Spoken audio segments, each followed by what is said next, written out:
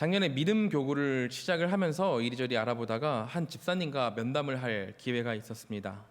믿음 교구 전에 이제 소망 교구가 있을 때 믿음 교구 나이대의 사람들을 맡아서 담당해 주시던 그런 구역장님이셨어요. 그런데 사실 가슴 아픈 거는 정작 자신은 교회에 석인이 된 이후에 오셔가지고 스스로 적응을 하셨어야만 했거든요. 신앙 공동체를 이전까지 겪지 못하시다가 결혼으로 이 교회에 오게 되셔서 우리 한가람 교회에 오게 되셔가지고 여기서부터 신앙을 키우시고 나름대로의 어떤 고분군투를 하면서 자리를 잡으셨다고 하더라고요. 그러다가 몇 년 전부터 교회 내에서도 이 30, 40, 이 30대부터 40대의 세대들을 잘 지켜야 된다는 경각심이 생기고 그들에 대한 케어가 필요해졌습니다. 그래서 따로 이들을 담당할 구역장님들이 세워졌었는데 그때 교회를 섬기는 마음으로 자원하셔서 구역장이 되신 거죠.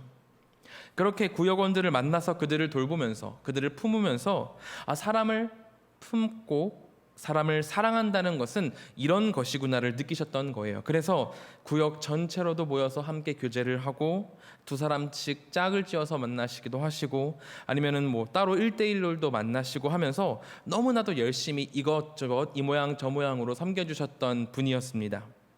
이렇게 열심히 다해서 구역원을 섬겨주셨던 그분이 저랑 함께 이야기를 해주시면서 하신 고백은 이거였습니다.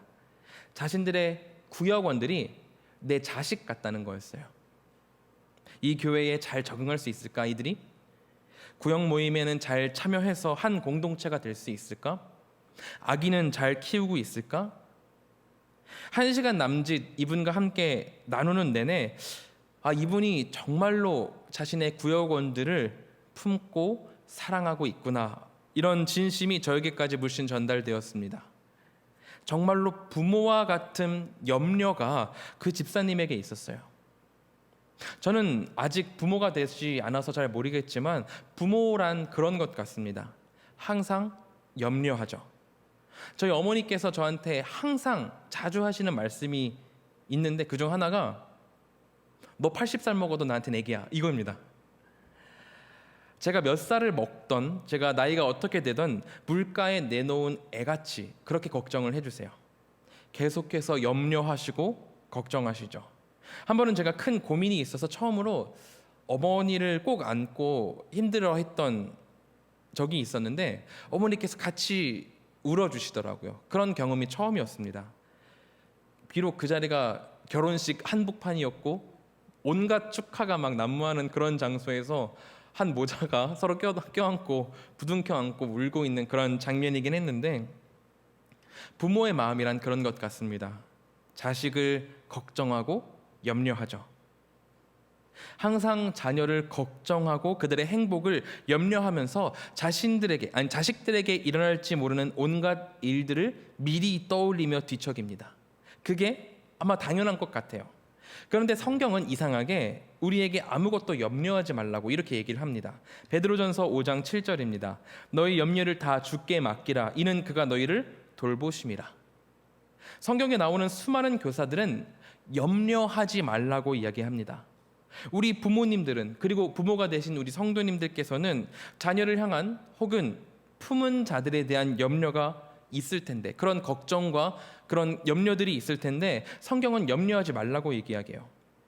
물론 하나님을 전혀 신뢰하지 못하게 만드는 병적으로 억눌린 염려가 분명히 있습니다.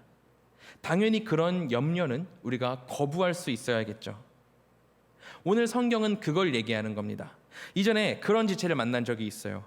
하늘에 하나님의 말씀을 열심히 읽다가 그 자매가 열심히 하나님의 말씀을 읽다가 내일 당장 종말이 올 것 같은 그런 느낌을 받은 거예요. 그런 두려움인 거예요. 종말이 올까봐 너무나 걱정을 하고 힘들어해가지고 신경쇠약이 걸릴 정도였습니다. 그 친구를 위해서 함께 기도하고 찬양하고 열심히 했는데 쉽게 이겨내질 못하더라고요. 하나님에 대한 신뢰보다 당장 내일 세상이 무너지지 않을까 하는 걱정이 더 컸던 겁니다. 당연히 이런 염려는 우리가 거부할 수 있어야 합니다. 내 안에서 쫓아내고 우리 하나님에 대한 강한 신뢰로 당장 내일 세상이 무너지더라도 나는 구원을 받아서 하나님 곁으로 천국으로 갈 것이라는 선포가 우리 안에 있어야 합니다. 하지만 다른 사람을 책임지고 있는 영역에서 누군가가 염려되고 걱정이 된다면 그것은 나쁜 게 아니라 충분히 사랑이라고 불릴 수 있을 겁니다. 그런 염려는 정당하고 자연스러우며 적절한 수준으로 표현이 된다면 받는 사람도 충분히 사랑으로 느낄 거예요. 오늘 본문에서 바울이 보이고 있는 모습이 이 적절하고 거룩한 염려, 저는 이것을 사랑의 염려라고 표현을 하고 싶은데 바울은 이 사랑의 염려를 제대로 보여주고 있는 겁니다. 바울은 데살로니가 3장 1절부터 5절, 이 1절부터 5절이 쓰여져 1절부터 5절을 회상하고 있는 건데 이 회상했던 당시 실라와 디모데와 함께 다른 지역에 있었습니다. 아테네에서 열심히 하나님을 전하고 있었어요. 그 와중에 바울은 데살로니가인들에 대해서 생각이 굉장히 간절했던 것 같습니다. 그들이 어떻게 지내고 있는지 너무나도 궁금했던 거예요. 왜냐하면 데살로니가 성도들은 지금 굉장한 고난을 겪고 있었거든요. 이전에 바울이 선교 여행 중에서 데살로니가 도착했을 때에 그때부터 바울이 데살로니가에 도착했을 때부터 고난이 계속해서 함께했습니다. 바울이 전도 여행 중에 잠시 데살로니가에 머물러요. 그때 그 잠시 머무는 중에 귀한 개종자들이 생겨났던 거예요. 사도행전 17장 4절에 이렇게 나와 있습니다. 그 중에 어떤 사람 곧 경건한 헬라인의 큰 무리와 적지 않은 귀부인도 권함을 받고 바울과 실라를 따르나. 사도행전 17장에 보면은 데살로니가를 여행할 때의 내용이 남아 있습니다. 그 데살로니가에 잠시 머물렀을 때 경건한 큰 헬라인의 무리와 적지 않은 귀부인들이 권함을 받고 바울과 실라를 따르고 있었다는 거예요. 여기 우리 성도님들 중에서도 단기 설교, 짧게 단기 선교 다녀오신 분들 계실 겁니다. 저도 제가 청년 때 다니던 교회가 커가지고 여러 군데 선교를 다녀왔거든요. 중국, 몽골, 러시아, 베트남 여러 군데를 어떤 짧은 단기 선교를 다녔습니다. 짧게는 3일, 길게는 일주일 정도를 짧은 만남을 했었는데 그 짧은 시간 이루어지는 그곳 현지 성도들과의 만남이 지금까지도 굉장히 기억에 남아요. 20대 초중반에 있었던 일임에도 불구하고 지금까지도 생각이 납니다. 제가 청년 때 다니던 교회가 주일학교 사역이 굉장히 잘 됐던 중심적인 교회다 보니까 선교를 가면은 무조건 성경학교를 하게 되거든요. 반짝반짝한 눈으로 성경학교를 참여하는 이 선교지에 있었던 학생들의 모습이 아직도 눈에 선합니다. 물론 그 친구들은 따로 재미있는 게 없다 보니까 그냥 집에서 노는 것보다는 외국인이 여는 성경학교가 신기하고 색다른 경험이라서 같이 와서 잘 놀다 간 걸 수도 있습니다. 그렇지만 그래도 나름대로 열심히 듣고 아멘하고 좋아해 줬거든요. 그 모습이 엄청나게 기억에 남습니다. 그런데 바울은 어떻겠어요? 헬라인들과 기부인들, 유대인들도 아니고 이방인들이에요. 이 이방인들, 하나님이 누구이신지도 모르는 이 이방인들이 그 짧은 시간 동안 예수님에 대한 가르침을 듣고 반짝반짝한 눈으로 믿겠다고 바울에게 나와왔으니 얼마나 사랑스러웠겠어요. 그런데 이제 문제는 그가 이방인도 아니고 같은 민족인 유대인들, 바울이 유대인들의 시기를 받아서 데살로니가에서 쫓겨나올 수밖에 없었던 겁니다. 사도행전 17장 5절에 이렇게 나와 있어요. 그러나 유대인들은 시기하여 저자의 어떤 불량한 사람들을 데리고 때를 지어 성을 소동하게 하여 야손의 집에 침입하여 그들을 백성에게 끌어내려고 찾았으나, 하나님을 모르는 사람도 아니고 하나님을 믿는다고 하나님의 선택된 백성이라고 주장하는 이 유대인들이 하나님의 일을 하고 있는 바울을 방해하고 있는 거예요. 그러면서 용역들을 고용해서 온 성에 난리를 피우고 말씀을 전하고 있는 야손의 집에 찾아가서 바울을 내놓으라고, 그 예수 그리스도를 가르치는 자들을 내놓으라고 소동을 벌이고 있는 겁니다. 바울로서는 사랑스러운 이 새 제자들, 새로 만들어진 새 제자들을 놔두고 다른 성읍으로 도망갈 수밖에 없었던 상황이었어요. 어떤 주석에서는 이 기간이 3주 정도였다고 합니다. 3주 겨우 가르치고 다른 곳으로 피신할 수밖에 없었던 그런 상황이었다는 거예요. 앞서 말씀드렸듯이 제가 선교를 나가서 어린이들과 주일학교를 했다고 했잖아요. 우리의 최선을 다해서 성경학교를 열고 아이들과 열심히 놀았어요. 아이들에게 열심히 하나님의 말씀을 가르쳤습니다. 그런데 선교를 마치고 한국으로 돌아오자마자 걱정과 염려가 제 안에 생기더라고요. 정말로 한동안 걱정과 염려가 가득해서 기도를 할 수밖에 없었습니다. 그 아이들이 하나님을 제대로 알았을까? 예수 그리스도의 희생을 제대로 이해했을까? 선교지의 아이들이 잘 정착할 수 있을까? 이 염려와 걱정이 드는 겁니다. 짧은 기간, 3일에서 5일밖에 안 되는 짧은 시간인데 우리가 준비해간 성경학교의 내용을 열심히 들어준 그 아이들, 그 전도를 열심히 들어준 그 아이들을 생각하자 걱정이 자연스럽게 들었던 거예요. 저의 짧은 단기 선교 여행에서도 아이들이 잘 정착했을지 염려와 걱정이 드는데 3주 겨우 말씀을 전하고 도망 나온 바울은 어땠겠어요? 데살로니가에서 만난 새 제자들은 대부분이 헬라인, 귀족 부인들이었습니다. 하나님에 대해서 익숙치 않은 사람들이었어요. 제대로 된 교리를 전달해 주기도 빠듯한 시간이었고 양육을 위한 충분한 시간을 얻지 못한 상황이었습니다. 그 와중에 예수님을 믿는 자들을 다 쫓아내야 한다고 적대적인 유대인들이 나타나서 날뛰고 그리스도인들을 불을 켜면서 찾고 있는데, 그리고 성도들, 이 데살로니가 성도들을 야 너네들 잘못 믿는 거야, 사실 옛 율법으로 돌아가야 되라고 이상한 회유책을 쓰면서 이단적인 길로 이끌고 있는데, 오염되게 만들고 있는데, 바울의 입장에서는 이 데살로니가 성도들에 대한 걱정과 염려가 가득할 수밖에 없었던 겁니다. 그래서 바울은 데살로니가를 향해서 특파원을 보내기로 결정을 하죠. 함께 있는 제자 디모데를 보내서 데살로니가 교회가 잘 있는지, 신앙적으로 무너지진 않았는지, 핍박에 넘어가 버린 것은 아닌지를 알아보고자 한 거예요. 본문 2절에 이렇게 나와 있습니다. 우리 형제 곧 그리스도의 복음을 전하는 하나님의 일꾼인 디모데를 보내노니 이는 너희를 굳건하게 하고 너희 믿음에 대하여 위로함으로. 그리고 5절입니다. 이러므로 나도 참다 못하여 너희 믿음을 알기 위하여 그를 보내었노니 이는 혹 시험하는 자가 너희를 시험하여 우리 수고를 헛되게 할까 함이니.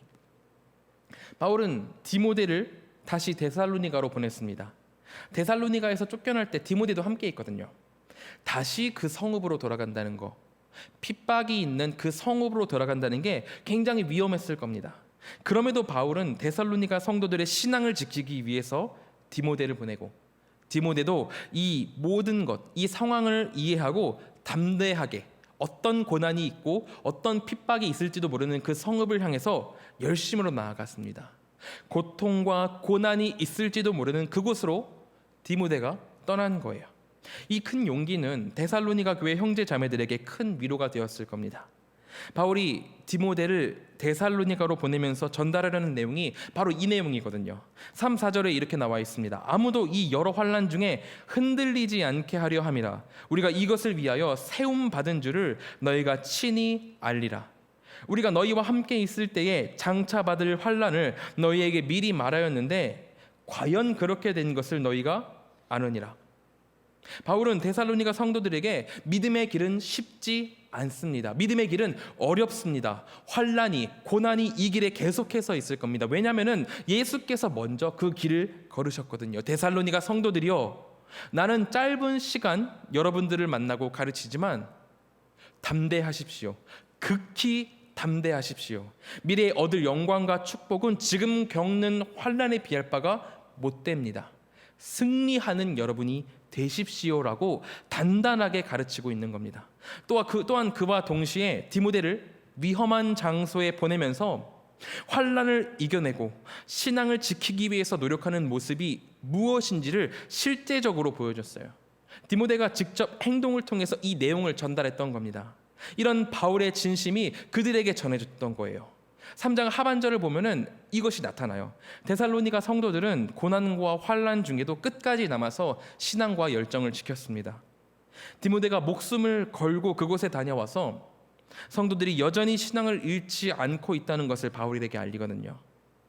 이처럼 걱정과 염려, 제가 처음에 말씀드린 이 사랑의 염려는 데살로니가 성도들을 그리스도인으로 변화시키고 또 고난 가운데에서도 마음을 굳게 지키도록 힘을 줬던 거예요.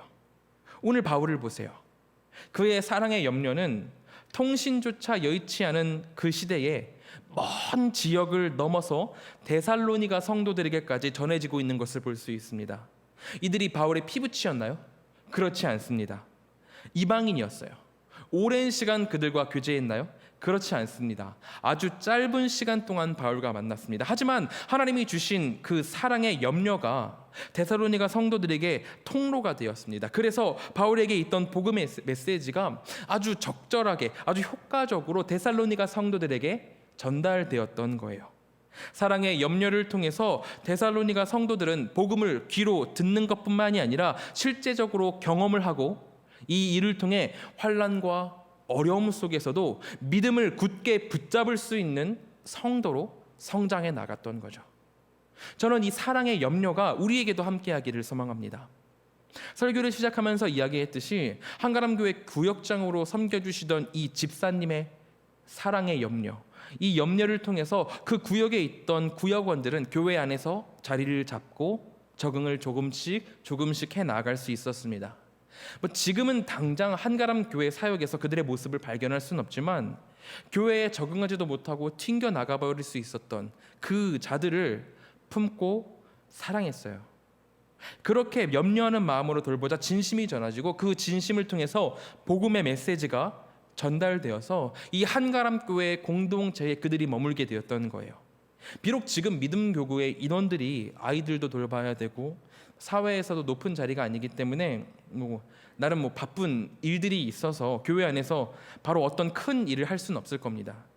눈에 보이지 않으니 무력해 보이고 다들 고분군투하지 않는 것처럼 느껴질 수 있어요. 하지만 이 상황이 호전되고 지금처럼 열심히 신앙생활을 해 나간다면 분명히 10년 뒤에, 20년 뒤에, 30년 뒤에 교회 내에서 두각을 나타내고 큰 일꾼으로 사용될 줄을 믿습니다. 다만 그렇게 될 때까지 우리는 그들에게 사랑의 염려를 보내야겠죠. 제가 청년 때 다니던 이전 교회에서 새신자 전도 축제 같은 걸 하는데 그때 뭘 하냐면은 수많은 헌금을 들여서 샴푸, 비누 세트 이만한 거를 준비를 해요. 그리고는 등록만 하면은 그들에게 그걸 줬습니다. 정말로 수많은 사람들이 와서 등록을 했습니다. 그렇게 등록을 하지만 거기까지였어요. 오히려 교회에 대한 이미지가 안 좋아지는 건 아닐까 걱정이 들기도 했습니다. 왜냐면은 그렇게 새신자 전도 축제하는 날은 아수라장이거든요. 한번 등록을 하셨으면서 또 등록해가지고 또 받으시려는 분들, 이쪽 줄에 있다가 저쪽 줄로 가서 하시는 분들, 고성이 오가고 얼굴을 붉혀야 될 때도 있습니다. 단순한 이득을 주는 일로 신자를 받아들이는 일, 신자를 만드는 일은 주는 자나 받는 자에게 하나님의 메시지가 제대로 전달될 수가 없습니다. 또 그렇다고 강제로 끌어다 놓고 하나님을 배우라고 하면 어떻게 될까요? 아마 그 순간 마음이 다쳐서 교회를 떠나버리고 말 겁니다. 제 고등학교 시절 친구 중에서 목사님 아들이 있었거든요. 그 친구가 좀 과하다 싶을 정도로 모든 교회 행사에 다 참여해야 됐고 모든 교회 활동에 참여해야만 했습니다. 그러자 이 친구가 끝내는 삐뚤어져 버리더라고요. 물론 그렇다고 자녀들을 방만하게 키워야 된다, 알아서 교회 나와라 이렇게 해야 된다는 게 아닙니다. 친구들과 교제할 수 없이 너무 강제적으로 올가매면 이미 마음이 다쳐서 복음이 전달될 통로도 막아버린다는 그런 내용이죠. 단순한 이득을 주며 달래는 방식이나 강제적으로 따르도록 하는 방식은 단 한순간 그들을 나타나게 만들 수는 있을 겁니다. 하지만 길게 신앙을 갖게 하는 것은 무리일 거예요. 진심으로 복음의 메시지를 받아들이고 고난을 버티도록 하는 것은, 그렇게 성장하게 하는 것은 바울과 디모데가 위험을 무릅쓰고 데살로니가에 가서 그들을 만나 위로했던 것처럼, 격려했던 것처럼 사랑에 대한 염려와 그 염려한 부분을 먼저 행동으로 보여주는 우리 신앙의 선배님들의 헌신으로, 그 헌신으로 그들로 하나님을 더 믿게 하고 하나님께 나아가게 하고 그 신앙의 믿음의 깊이를 더 깊게 만들게 되는 거라는 겁니다.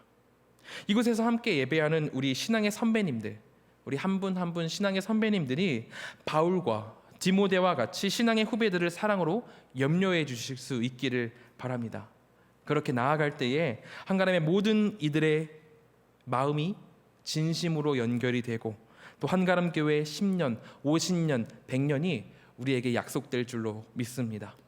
다시 본문으로 돌아와서 바울은 걱정과 염려로 사랑을 담아서 진심으로 데살로니가 성도들에게 다가간 후에 이제 그들을 격려하며 하나님의 사람으로 세워가는 것을 볼 수 있습니다.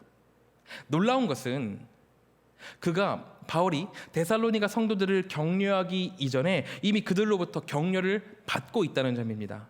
7절부터 9절의 말씀입니다.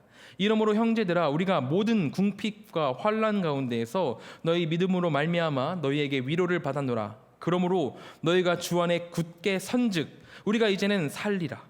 우리가 우리 하나님 앞에서 너희로 말미암아 모든 기쁨으로 기뻐하나니 너희를 위하여 능히 어떠한 감사로 하나님께 고백할까. 전자통신이 아무것도 없고 신뢰할 만한 빠른 우편이 없는 신약성경 시대, 이 시대를 한번 상상해 보세요. 디모데를 보낸 이후에 바울은 얼마나 답답했을까요? 혹시라도 데살로니가 성도들이 모든 것을 다 포기하고 원래의 모습으로 돌아가면 어떡하지? 아니면 유대인들의 관계에 넘어가서 예수 그리스도를 향한 바른 믿음을 포기하고 옛 유대 율법주의로 돌아갔으면 어떡하지? 아니면 공격을 받아서 다 목숨을 잃고 뿔뿔이 흩어졌으면 어떡하지? 이런 수많은 걱정들이 그를 지나갔을 겁니다. 그렇게 밤낮 디모데를 기다리는데 디모데가 활짝 웃는 얼굴로 저 멀리서부터 다가와 가지고는 그들이 아직 자신들의 신앙을 굳건히 지키고 있다는 소식을 전하고, 이걸 들었을 때 바울이 얼마나 기뻤겠어요. 바울이 6절에 디모데가 가져온 소식을 기쁜 소식이다 라고 단어를 쓰는데, 이것은 복음 선포를 가리키는 그 단어와 같습니다. 자신이 없는데도 데살로니가에서 하나님의 능력과 사랑이 역사하고 있다는 소식을 접했을 때 그는 복음을 다시 들었을 때와 같은 큰 감격을 느꼈던 거예요. 제자들을 기다리는 자에게, 제자의 소식을 기다리는 이 바울에게 이게 복음이 아니고 뭐겠어요.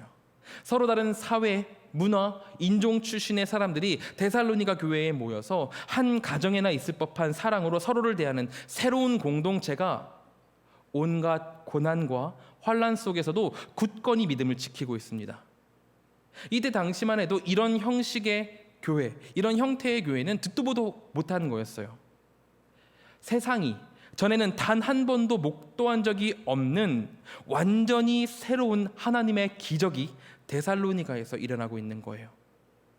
이는 살아계신 하나님이 지금도 성령을 통해서 우리와 함께 하고 계신다는 것을, 일하고 계신다는 것을, 주권적으로 역사하고 계시다는 것을 가리키는 표지였습니다. 살아있는 증거였던 거예요. 이 기쁜 소식을 통해 바울은 한참 후배인 데살로니가 성도들, 이 신앙의 후배들로부터 너무나도 큰 격려를 받고 있는 겁니다.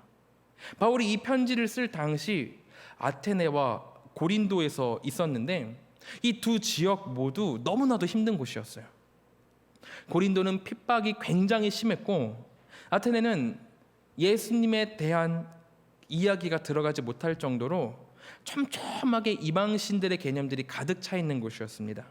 그런 어려움과 반대의 한복판에서 기운을 잃지 않고 열심히 바울이 나아갈 수 있었던 것은 오늘 보듯이 데살로니가 성도들이 바울에게 자신들이 신앙을 잃지 않았다는 소식을 전해와서 이 소식을 통해 하나님의 격려가 바울과 함께 있기 때문인 거예요. 바울이 8절을 통해 이렇게 말하죠. 우리는 이제 살리라. 바울의 상황이 전혀 좋은 상황이 아니었습니다. 2장 9절, 앞에 있는 2장 9절을 보면은 그가 어떤 상태였냐면은 밤낮으로 일하면서 하나님을 전했다고 이야기를 해요. 돈을 빌리는 폐를 끼치지 않기 위해서 고된 노동을 하고 그 노동 후에는 열심히 하나님의 말씀을 전했던 거예요. 요즘 워라벨이라는 단어가 있습니다. 워크 라이프 밸런스. 그러니까 일과 인생의 밸런스를 맞춰야 행복하다. 이게 있어야 행복하다. 이런 단어거든요. 바울은 그런 게 없던 거예요. 고된 노동, 그리고 그 노동 후에는 하나님을 전하고 그마저도 핍박과 어려움으로 쉽지 않은 삶을 살고 있었습니다. 이런 상황에서도 바울은 무너지지 않았어요. 왜냐하면 데살로니가 성도들이 자신을 살리는 하나님의 격려를 가지고 왔기 때문이죠. 이 기쁜 소식을 들은 결과 하나님의 생명이 자신의 안에서 새롭게 약동하고 있다고 고백하고 있는 겁니다. 격려가 그의 어려움과 지침, 스트레스를 환기시켜서 다시 하나님께 감사함으로 나아가도록 하고 있는 거예요. 이 격려를 받은 바울은 또한 데살로니가 성도들에게 격려하면서 앞으로 나아가도록 우리가 나아가자라고 격려하고 있습니다. 10절입니다. 주야로 심히 간구함은 너희 얼굴을 보고 너희 믿음이 부족한 것을 보충하게 하려 함이라. 바울이 이야기를 합니다. 우리는 여러분이 상상하지 못할 정도로 너희를 위해서 밤낮으로 기도하고 있습니다.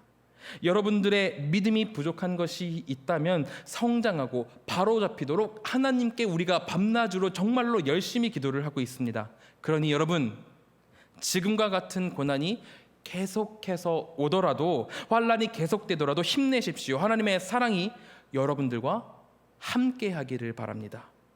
이렇게 격려를 하죠.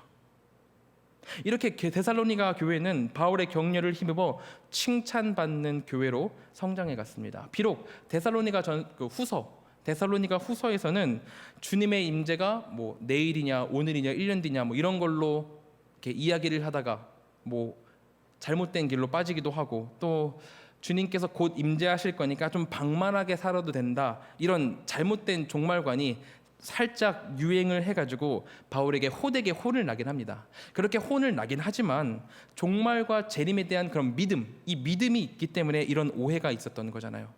바울이 오랜 기간 그들을 가르쳤던 것도 아니고 3주간 있었던 거니까 충분히 오해가 있었을 만도 합니다.